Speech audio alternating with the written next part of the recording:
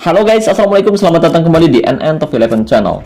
Apa kabar semuanya? Semoga teman-teman selalu sehat dimanapun berada. Hari ini saya akan membahas event terbaru Top 11, yaitu event Medan Pembuktian Musim Para Jawara. Dimana event ini adalah event dengan waktu terlama yang digelar oleh Top 11. Ya, event ini akan berlangsung sampai akhir musim nanti teman-teman. Jadi masih ada banyak waktu untuk kita mengikuti event tersebut.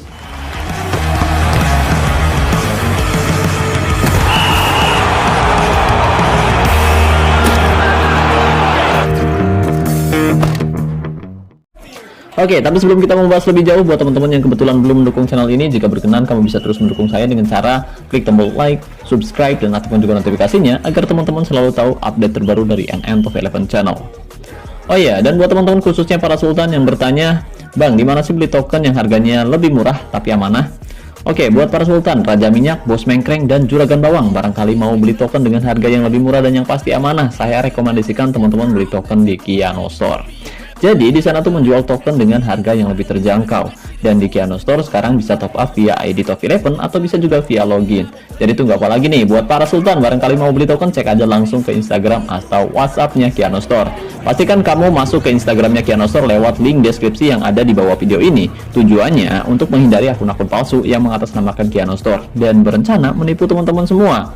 Jadi saya ingatkan lagi, pastikan kamu masuk ke Instagram atau WhatsApp-nya Kiano Store lewat link yang ada pada deskripsi video ini. Terima kasih. Tapi sebelum itu saya akan menjawab beberapa pertanyaan dari teman-teman mengenai awal musim terlebih dahulu. Karena pertanyaan dari teman-teman saya rasa sangat penting untuk saya jawab di awal musim ini. Oke, pertanyaan pertama yang sering disampaikan yaitu, Bang, kapan waktu yang tepat untuk memperkuat tim? Waktu yang tepat untuk memperkuat tim, entah itu dengan cara membeli pemain dari pemandu bakat, dari lelang, ataupun dengan cara melatih pemain secara individu, atau yang biasa disebut oleh teman-teman melatih pemain secara militer, biasanya saya lakukan di hari ketiga awal musim, di mana kompetisi liga baru dibuka. Jadi, tujuannya agar nanti kualitas tim kita belum terlalu besar. Karena jika kita sudah memperkuat tim di hari pertama atau di hari kedua awal musim, ada kemungkinan kualitas tim kita menjadi terlalu besar dan kita akan dikumpulkan dengan tim yang cukup sulit di liga. Jadi menurut saya lebih baik perkuat tim di hari ketiga setelah kompetisi liga dibuka. Tapi misalkan teman-teman memang suka dengan tantangan, lebih suka menghadapi lawan yang bertabur bintang agar persaingannya bisa jauh lebih kompetitif, teman-teman tidak perlu mengikuti cara saya. Teman-teman bisa mulai perkuat tim di hari pertama awal musim juga nggak apa-apa. Nah, barangkali ada yang bertanya, emang terbukti efektif gak Bang? Alhamdulillah, sejauh ini terbukti efektif. Dengan melakukan cara ini, tim saya berhasil mempertahankan gelar juara liga untuk yang keempat kalinya secara beruntun. Apakah dengan cara ini kita akan dipertemukan dengan lawan yang lebih mudah? Oh, tentu saja tidak guys. Saya tidak akan bilang kita akan dipertemukan dengan lawan yang lebih mudah, karena sekecil apapun tim di game Top 11 terkadang bisa sangat menyulitkan tim kita. Jadi saya akan bilang terkadang dengan cara ini kita bisa dipertemukan dengan lawan yang setara. Itu pun terkadang ada aja manajer sultan yang tiba-tiba memperkuat timnya di pertengahan musim guys. Lalu bagaimana agar kita bisa juara liga Bang? Caranya dengan berlatih secara tim setiap hari agar para pemain bisa memiliki bonus latihan tim dan juga individu secara maksimal. Bang, kalau latihan tiap hari nanti pemain kita kelelahan dong. Nah, untuk mengatasi itu, dulu saya pernah membahasnya guys. Barangkali ada teman-teman yang masih belum tahu bagaimana cara melatih pemain secara tim. Teman-teman bisa cari video saya dengan judul Cara Melatih Pemain Agar Tidak Mudah Lelah. Di sana saya membahas banyak hal mengenai cara melatih pemain dan mengumpulkan booster kondisi tiap hari. Jadi pastikan nanti teman-teman simak baik-baik videonya sampai selesai agar teman-teman tidak gagal paham.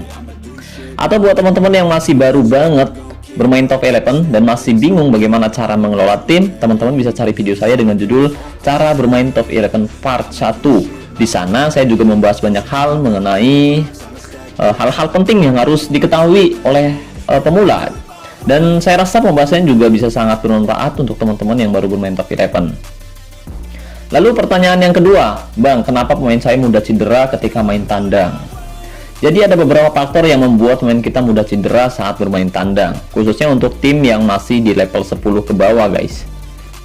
Alasan pertama, karena faktor kondisi pemain yang tidak cukup bugar sebelum pertandingan. Kondisi pemain yang kelelahan akan membuat resiko pemain cedera menjadi lebih besar. Yang kedua, faktor lapangan. Ya, biasanya tim lawan banyak yang tidak terlalu mengutamakan pembangunan lapangan yang bagus. Mereka tidak peduli. Mereka biasanya lebih fokus untuk meningkatkan fasilitas lainnya. Padahal lapangan yang bagus akan mengurangi dampak cedera pada pemainnya, guys. Dan yang ketiga, faktor taktik dan strategi lawan. Ya, ini adalah faktor utama pemain kita mudah cedera saat bermain tandang. Terkadang, lawan menerapkan taktik dengan gaya tackle normal atau keras. Pemain kita yang tidak memiliki fisik yang bagus, apalagi saat pemain kelelahan, kondisi pemain lapangannya jelek, serta cuacanya panas, dan lawan menerapkan gaya tackle keras, itu akan membuat pemain-pemain kita sangat mudah cedera. Dan pertanyaan yang terakhir, yaitu alasan kenapa kualitas tim kita menurun 20% atau setara kehilangan satu bintang setiap pemainnya, guys, di awal musim. Oke, dan untuk pembahasan mengenai menurunnya kualitas pemain di awal musim juga dulu sudah pernah saya bahas. Teman-teman bisa cari videonya di channel saya dengan judul Faktor Hilang dan Turunnya Mutu Pemain di Awal Musim. Di sana saya juga membahas banyak hal mengenai hal itu. Jadi khusus buat teman-teman yang belum tahu, teman-teman nanti coba simak baik-baik videonya sampai selesai agar teman-teman tidak gagal paham. Oke, terima kasih. Itu adalah pertanyaan dari teman-teman. Saya nggak bisa sebutin satu persatu karena ada banyak banget ya komentar dari teman. Oke guys, selanjutnya mari kita bahas mengenai event terbaru Top 11, yaitu event Medan Pembuktian Musim Para Jawara. Widih, para jawara. Event ini akan berlangsung sampai akhir musim nanti, guys.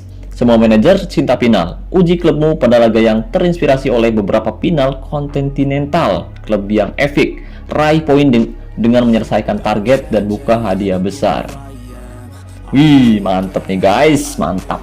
Tapi mari kita dalami event yang sangat kadal ini. Lawan yang akan kita hadapi di babak ke-1 yaitu Midnight MCR di tahun 1999. Setelah kebobolan di awal laga, 2 gol pada waktu tambahan memungkas pertunjukan keyakinan yang luar biasa dari sang pemenang trofi. Maksudnya gimana nih guys? Maksudnya gimana? Nah, ini saya cerita ini.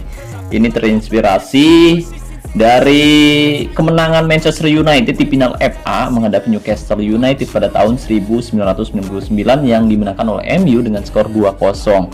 Saya udah cari di Google, ternyata itu guys. Itu terinspirasi dari kemenangan Manchester United atas Newcastle di babak final Piala FA dan MU menang 2-0. Final Piala FA 1999 adalah pertandingan sepak bola antara Manchester United versus Newcastle United yang diselenggarakan pada tanggal 22 Mei 1999 di Wembley Stadium London, guys. Pertandingan ini merupakan pertandingan final yang ke-118 Piala FA sebagai pertandingan penentu kemenangan musim 1998-1999. Pertandingan ini dimenangkan oleh Manchester United dengan skor 2-0 berkat gol dari Paul Scholes dan Teddy Sheringham. Kemenangan ini membuat United meraih gelar treble winner setelah juga memenangkan Liga Champions UEFA dan Liga Utama Inggris pada musim yang sama. Nah, target kita di babak ke-1 yaitu memenangkan laga ini untuk meraih 3 poin. Cetak paling sedikit 2 gol dapat 5 poin. Cetak 1 gol dengan pemain pengganti dapat 5 poin. Masukkan setidaknya 1 tembok pertahanan dalam tim inti dapat 5 poin. Dan selesaikan laga dengan waktu normal kita dapat 5 poin. Jadi, jika kita berhasil menyelesaikan semua tugas tersebut, kita akan mendapatkan hadiah utama, penguat penempatan posisi untuk gelandang tengah atau MC sebesar 20%. Tapi misalkan kita tidak dapat menyelesaikan semua tugas pun, kita masih bisa mendapatkan hadiah melalui poin yang berhasil kita kumpulkan. Mulai dari drill latihan yang terbatas, logo eksklusif, penguat dribble untuk gaya main gelandang mejala dan box to box, uang tunai, dan yang terakhir kita bisa mendapatkan hadiah penguat kreativitas sebesar 20% untuk gelandang tengah atau MC. Target utamanya memang cukup sulit guys, tapi bisa saja kita selesaikan. Lawan kedua yang akan kita hadapi di babak kedua yaitu Madrid Magic pada tahun 2014 silam. Meski perlu gol di menit-menit akhir untuk menyamakan kedudukan, sang juara memberantas keraguan di perpanjangan waktu. Wih, ingat gak nih tahun 2014 silam? Dan laga ini terinspirasi dari kemenangan Real Madrid atas Atletico Madrid dengan skor telak 4-1 di babak final Liga Champions tahun 2014 silam guys. Real Madrid akhirnya tampil sebagai juara Liga Champions pada tahun 2014 untuk yang ke-10 kalinya setelah di final menundukkan tim sekota Atletico Madrid dengan skor 4-1 di Estadio da Luz, Lisbon, Portugal, Minggu 25 Mei 2014 dini hari waktu Indonesia Barat. Pertandingan ini pun harus melalui babak extra time. Real Madrid sempat tertinggal 1-0 pada menit ke-35 melalui gol sundulan Diego Godin. Namun pada masa injury time di babak kedua, Sergio Ramos berhasil menyamakan kedudukan. Pada menit ke-109, Real Madrid berbalik unggul melalui sundulan kepala Gareth Bale, memanfaatkan umpan crossing di Maria. Lalu pada menit ke-118, Madrid memperbesar kemenangan melalui gol Marcelo. Dan gol pelengkap kemenangan Madrid dihasilkan oleh pemain peraih Ballon d'Or 2014 yaitu Cristiano Ronaldo. Pertandingan pun berakhir untuk kemenangan Real Madrid dengan skor 4-1 atas Atletico Madrid. Nah, untuk menyelesaikan target utama, kita harus bisa mencetak gol. Poin per gol 3 poin. Tim kita harus kebobolan maksimal 1 gol agar dapat 5 poin. Cetak paling sedikit 1 gol dengan gelandang serang kiri AML yang bermain di posisinya dapat 5 poin. Masukkan setidaknya 1 spesialis penendang penalti dalam tim inti dapat 5 poin. Dan kita harus membawa tim kita sampai ke babak adu penalti untuk dapat 10 poin. Jadi ini adalah target yang nggak masuk akal. Di sini menang aja nggak cukup guys. Kita harus dengan sengaja kebobolan, dimana itu adalah skandal skor yang harus kita lakukan agar kita bisa sampai ke babak extra time. Kita dituntut agar bermain seri di waktu normal. Jadi saran saya buat teman-teman yang akan mengikuti event ini, jangan terlalu bernafsu untuk bisa mendapatkan hadiah utama. Cukup main sekedarnya saja, yang penting bisa dapat hadiah lainnya, sambil berharap targetnya bisa selesai semua. Hadiah lainnya yang bisa kita dapatkan di babak kedua ini antara lain yaitu 20% penguat dribble untuk gelandang serang kanan dan kiri AML atau AMR, 1 custom eksklusif, 20% penguat kebugaran untuk gelandang serang tengah, kemudian 7 paket istirahat, dan yang terakhir 20% penguat umpan silang untuk posisi AML dan AMR. Kemudian lawan yang terakhir yang akan kita hadapi di babak ketiga pada final tahun 2005 yaitu Red Reborn. Mengumpulkan tekad untuk bangkit dari ketertinggalan 1 gol memang sulit, apalagi 3. Itulah yang diminta dari mereka dan berhasil. Widih. Ingat gak nih guys? Laga ini terinspirasi dari kemenangan Liverpool versus Milan di final Liga Champions UEFA. Pertandingan dimainkan di Atatürk Olympic Stadium Istanbul yang diselenggarakan pada tanggal 25 Mei 2005 dan berakhir imbang 3-3. Liverpool menang adu penalti 3-2. Pertemuan Liverpool dengan AC Milan pada tahun 2005 di final Liga Champions mungkin menjadi pertemuan yang paling berkesan. Beberapa fans Liverpool bahkan menyebut pertemuan itu sebagai keajaiban yang dialami oleh Liverpool, sebab Liverpool berhasil keluar sebagai juara Liga Champions setelah melalui drama yang panas dalam pertemuan tersebut guys. Kala itu Liverpool bertemu dengan AC Milan yang saat itu dikenal sebagai klub raksasa Eropa. Beberapa orang pun sudah menduga bahwa AC Milan akan membawa pulang trofi Liga Champions untuk yang kesekian kalinya. Asumsi tersebut bertahan hingga babak pertama berakhir dengan skor 3-0 yang menempatkan AC Milan sebagai tim yang sangat diunggulkan. Secara mengejutkan, tensi permainan berbalik 180 derajat setelah memasuki babak kedua. Upaya Rafael Benitez, pelatih Liverpool kala itu, untuk merubah formasi dan susunan pemain berbuah manis. Gol pertama di babak kedua tercipta dari sundulan Steven Gerrard yang memanfaatkan umpan lambung. Kemudian gol kedua dilesatkan oleh Vladimir Šmekher dari luar kotak penalti. Keberuntungan pada akhirnya berpihak kepada Liverpool saat Steven Gerrard menerima pelanggaran di kotak penalti AC Milan. Xabi Alonso yang tampil sebagai eksekutor berhasil menjalankan perannya dengan baik. Liverpool pun berhasil mengimbangi AC Milan dengan skor 3-3. Skor tersebut bertahan hingga akhir pertandingan. Karena skor imbang, pertandingan dilanjutkan ke babak tambahan waktu. Hingga babak tambahan waktu berakhir, skor masih tidak berubah sehingga adu penalti harus dilakukan. Semua eksekutor penalti yang diajukan oleh Liverpool berhasil menjalankan tugasnya dengan baik. Liverpool berhasil menaklukkan AC Milan dengan skor 4-3 setelah adu penalti guys. Kemenangan tersebut membuat Liverpool keluar sebagai pemenang Liga Champions 2005. Kemenangan tersebut sangat membekas di ingatan para fans Liverpool. Dilansir dari liverpoolfc.com, pertandingan tersebut kemudian dijuluki Miracle of Istanbul. Wih, mantap. Tapi lebih berkesan Chelsea lah, tahun 2011-2012. Chelsea aja lah juaranya. Oke, jika kita berhasil menyelesaikan semua target, kita bisa mendapatkan hadiah 100 token guys. Target utamanya yaitu menangkan laga untuk mendapatkan 3 poin. Cetak paling sedikit 3 gol, kita dapat 7 poin. Cetak gol dari bola rebound 10 poin. Cetak paling sedikit 2 gol dengan striker yang bermain di posisinya dapat 10 poin. Masukkan setidaknya 3 pemain dengan gaya main gelandang dalam tim inti dapat 10 poin. Dan bawa laga ke babak adu penalti 10 poin. Lagi-lagi target yang terakhir gak ada otak.